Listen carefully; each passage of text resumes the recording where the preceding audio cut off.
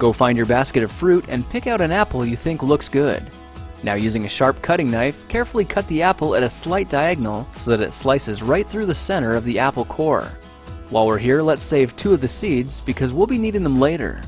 Now that we've got our 2 halves, let's take the side that still has the bottom attached and place it face down on a cutting board. We'll need to place 2 butter knives perpendicular with the top and bottom of the apple. Now we can carefully cut down along one side of the apple core until the knife bottoms out on our makeshift spacers, then use the spacers as a guide to gently cut in from the side. When the 2 cuts meet, you'll have an apple wedge that pops right out. And while we're here, let's cut a piece from the other side the same way. Now our goal with these is to cut out 3 more L-shaped wedges about 1/4 inch thick. And this time, rather than cutting in sideways toward your fingers, try turning the piece over so you can cut downward and meet the first cut at the bottom. Now with a little wiggle, a new apple wedge should break free. If you repeat the process 2 more times, then stagger the pieces back together, the effect is a beautifully layered wing. Now just cut the other piece the same way and your swan's body should look like this.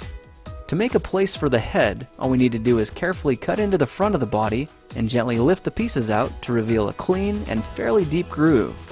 At this point, we can go ahead and grab the other half of the apple and place it between the butter knives like before, but this time we're just going to use them as spacers to cut an even slice off the bottom.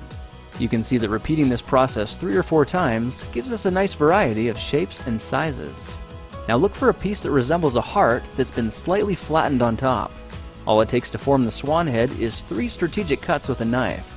I made 1 angled cut to form the head, a horizontal cut to form the neck, and 1 slanted cut at the bottom for the base.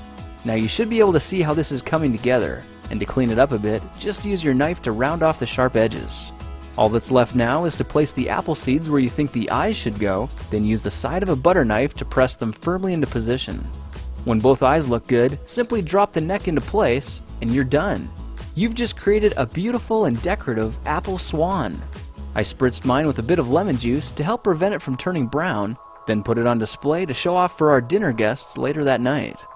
If you try using different apples, you'll get a nice contrast of colors, and every bird will look a little bit different.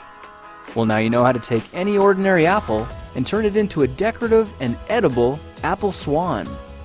If you like this project, perhaps you'll like some of my others. Check them out at thekingofrandom.com.